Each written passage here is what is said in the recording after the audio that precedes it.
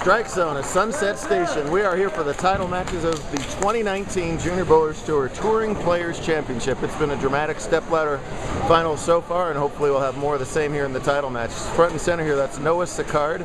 He is playing this young lady that a lot of you know, Caitlin Abagana, going for the TPC title and the $2,000 first place prize. She just fresh off a U12 Junior Gold National title. There's a two-time National Junior Gold title, Solomon Salama, looking to win his landmark 20th career title in the scratch division. Taking on the luckiest man in the world. He's a great bowler, but Zach Harvey out of Albuquerque has won 2 matches in fortunate and talented fashion to get here the opportunity to play Solomon for the title. Zach has 3 handicap wins, but no scratch wins. So a lot of people trying to break through for landmark titles. Solomon looking for a landmark of his own. There's Harvey in the second. He spared in the first and strikes in the second. Solomon opened up with a double. Noah is getting 39 pins a handicap in this match. 39 to tie, 40 to win. Lucky to break. Oh!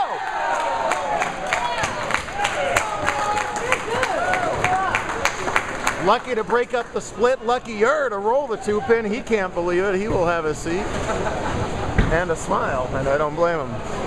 Big rowdy crowd cheering him on, just like we like. $1,000 games of bowling. We'll actually have bonus bowling after this, as Caitlin will play Eileen Linares for the girls scratch title, while TJ, if we can pull him back out of retirement, will take on Solomon for the U17 title. $400 on top of those too, so no small deal either. That ball's got to get there. It does not. Every time Noah can mark, it makes it that much harder on Caitlin to make up those 40 pins somewhere. Solomon usually at his best in the biggest moments. This is certainly one of them. And he gets his version of the 2-pin to roll as the 3 tilts over and the bucket crumbles. That's an opening triple. 19 scratch titles, including a whole bunch of them this year.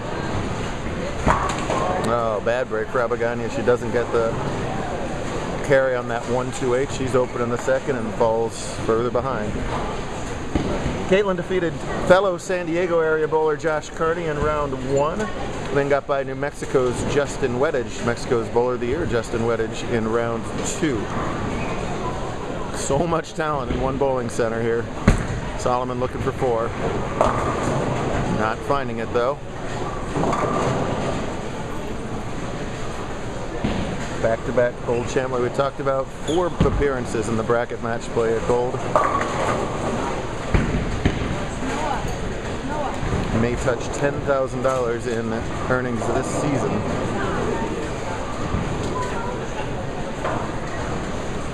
Everybody knows Solomon and Caitlin with their TV exposure and JBT exposure. Not many people are going to know Noah and Zach. It shows you just how deep our tour is. Of the 12 semifinalists, all 5 conferences were represented in each division, scratch and handicap. So a great amount of parity between the 5 conferences, talent spread out all over the place. Within handicap, a wide range of ages and averages. 7-year-old Shaden made the top 12, and on up from there. Whoa, whoops.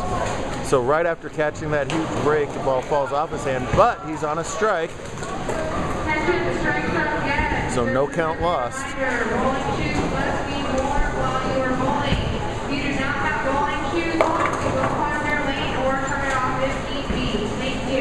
Thanks so much, Strike Zone, for that. We needed to know that guests must wear bowling shoes. Other than that, been an awesome time here at Sunset. Got your bowling shoes on, Caitlin? Thank you for, yes, thank you, yes.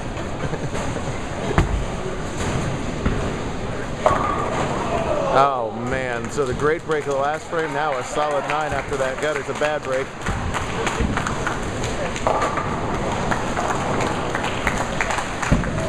Bud from Milwaukee, Oregon's got the whole PNW cheering him on, including Tyler Coates, who lost in heartbreaking fashion.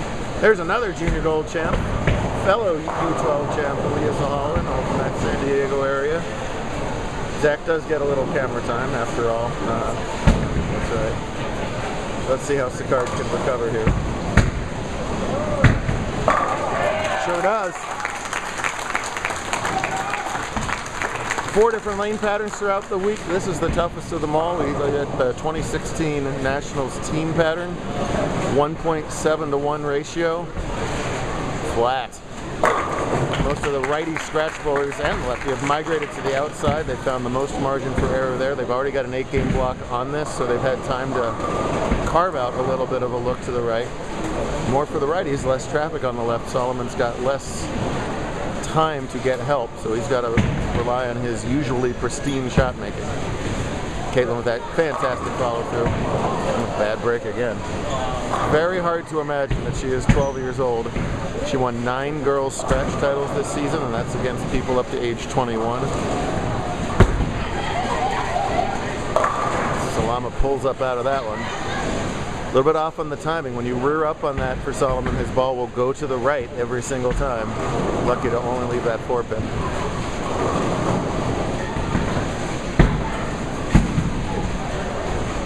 Caitlin more than capable of converting this, and that's close. Yeah, you betcha. This is a young lady that's had a lot of camera time lately. She is unafraid of it, and in fact, she feeds off of it, clearly. Almost a routine conversion for her. Solomon converts that and leads by 11 pins through 4 frames. Not to soapbox too much, I want to feature these bowlers, but these guys are so good at such a young age because they play older bowlers all the time.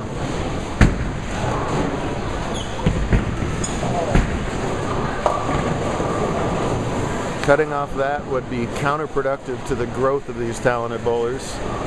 So you know what? We won't.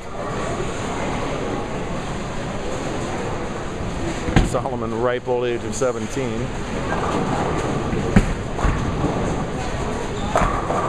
Has every opportunity to become one of the very best all-time talents in our 23-year history. Maintains that 11-pin lead, but Zach can cut into that with a strike working here in the 6th. Another tough spare and another good shot at it, but it hooks by the washout this time. She's in trouble. It's 2 opens. She's got 72 through 5, and even with that bad 3rd frame, Noah will be leading scratch almost regardless of what he does here, and Caitlin's got to make up 40 pins. A lot of power on the righty Zachary's ball. Using a weak cover, playing right, finds the hold with that weaker cover, and crawls to within a pin with the double. Look out! Well, Noah is an excited young man who always wears his emotions on his sleeve, and boy, has he had a roller coaster of a game. Now he dominoes the 1-2-4 to catch a double and goes airborne, and I don't blame him one bit. One of the best feel-good stories of the year came out of the Harvey family, as Zach has been just rolling through the field, top 4 after top 4 after top 4, but hasn't been able to get that scratch win. What happens at the Invitational in New Mexico, Texas? I'll tell you. As he scatters the hit and takes the lead in the 7th. Game on and scratch. What happened in the Invitational? His brother, who has also been denied countless times, came through and won the Scratch Invitational for a $1,000 payday. This is going to be close. Nope.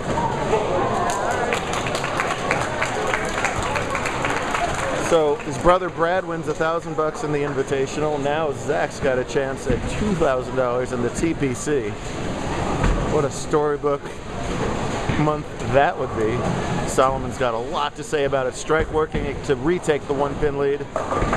Oh! Somehow gets the 610 to slide off the deck. High level stuff on a, trust me, super difficult pattern. The lead is Salama's again by a stick, and if it comes down to a 1-pin or last ball, we won't be surprised because of the way the last 2 scratch matches have gone. Here is Avaganya. Got to get it going. Take advantage of the open that Noah just had. Can't do it. She's got a very high rev rate and very fast ball speed, and on this pattern, if you're too fast, the ball's not going to have enough time to read the lane. And not only will it not work, but it's very tough to make an adjustment off of. The same thing happened to Salama right there. Salama, no one is harder on Solomon than Solomon, and he will just pish-posh that one away and try and throw a better shot on the spare. See that when you miss left, that ball wants to take off to the left. When you miss right, it has no prayer of coming back up.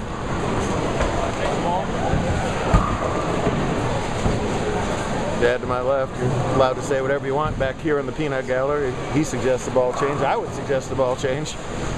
She seems to agree.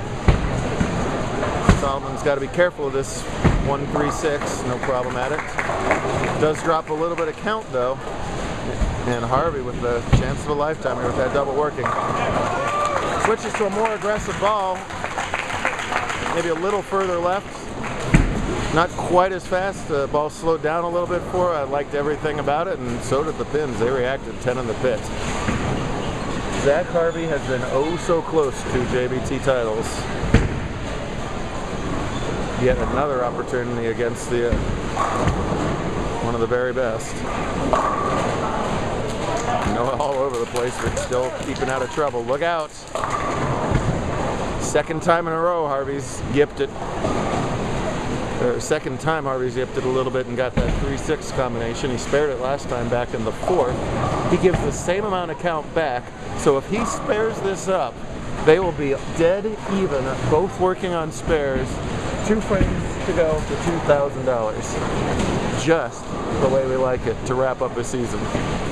It's the end of season 23, nothing else after it. We finally made that little appropriate schedule correction. The card likes his spare attempts, as he should. Harvey's got to avoid the chop! No! What an inopportune time for a chop. He elects to hook the ball at it. Well, he dug a hole for himself before. We're going to run out of time here. He should have been out in the first round, but Tyler Coates missed a 4-pin to finish at 194, and Harvey clutched double, including tripping a 4 to win the first game, 198 to 194. TJ Rock doubled in the 10th to beat Harvey in the second game. Look at Noah go. Except he's had a 6 count on the fill to lose by a pin. So Harvey has been out of this tournament multiple times. He's going to find himself trailing again through 9. Well, at least through 8. Depending on what Solomon does in his 9th, and the best he can do is 9 spare in Zach's 9th. Noah feeling really good about himself. Caitlin's got to consolidate this strike in the 7th with a double in the 8th. Pretty good ball. Yes, ma'am. Just spectacular talent. Answers the call there with a double of her own. 40 pins may seem like a lot in 2 frames when you got that double working and a guy who's capable of anything. Look out, Harvey. Well, now, oh my. Anything can happen in handicap, and anything just happened to Zach in scratch as he misses 2 makeables to virtually hand the match to Salama here. The best Zach can do is 212. Salama going at a 225 pace, so Mark wins. He can even afford a 9 out in some scenarios. Oh, boy. 3 in a row for Caitlin, right back in it. Oh, man. Wow. You like to be a little more verbally talented, but sometimes you can just say wow. Wow again. I mean, in a different way here is Solomon. Very fortunate not to 6-8. What can... Oh, no!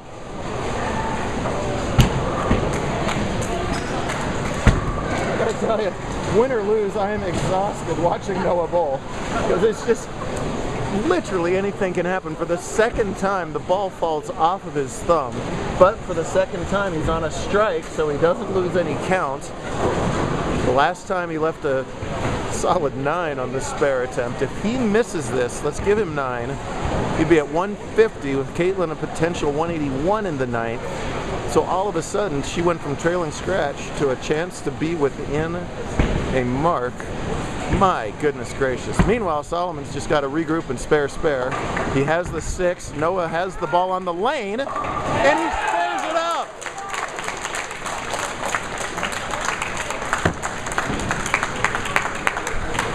What an adventure. It's hard to write a script like that. So it looked to be certain disaster is no worse than a 9 spare would have been, but it's certainly not over. Caitlin's got 211. If she can get 211, that forces Noah to get 171. A mark would put him there. Boy, it's near the edge on the 1 board. Oh my goodness. That ball, centrifugal force kept that ball out of the gutter. If he spares it, he wins. Solomon gets the strike and he wins. That's a winner right there for Solomon. He could double gutter for 214. Solomon Salam is a TPC champ and a $2,000 winner and a 20-time JBT champion. Can Noah make the spare? He cannot. And now Caitlin Abaganya is going to have to rely on more experience than a 12-year-old should rightfully have, and every ounce of it.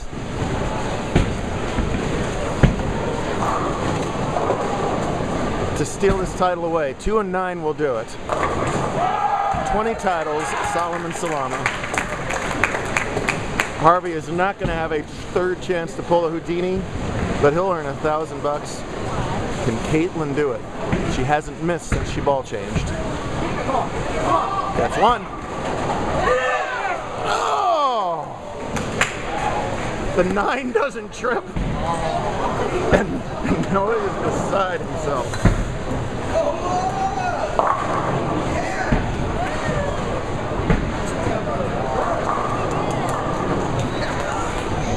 What a brave, noble effort from Caitlin. It was a great ball change. It might have been 1 frame too late.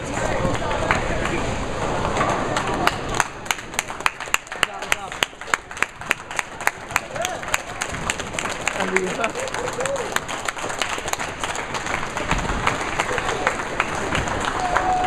get Harvey and Caitlin finishing out here, but the entire Northwest is gathering around Noah's Safari.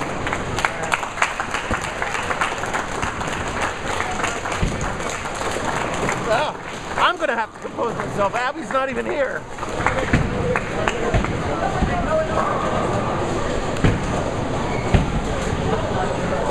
Well, I'm sorry to report that we have more bowling after this.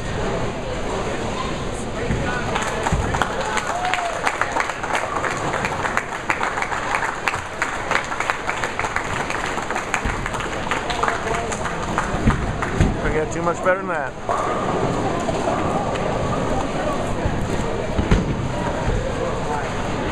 Yeah, look how awful it is to have older kids being juniors. Sorry, I am going to get on my soapbox. Look how terrible to have 20-year-olds, 21-year-olds being juniors. Uh-oh.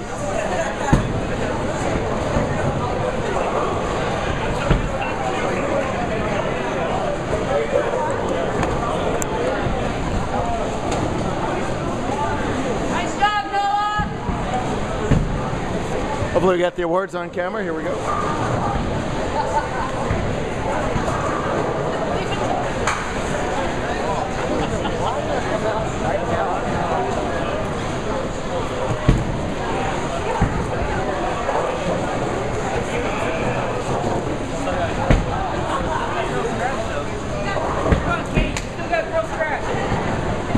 Come on.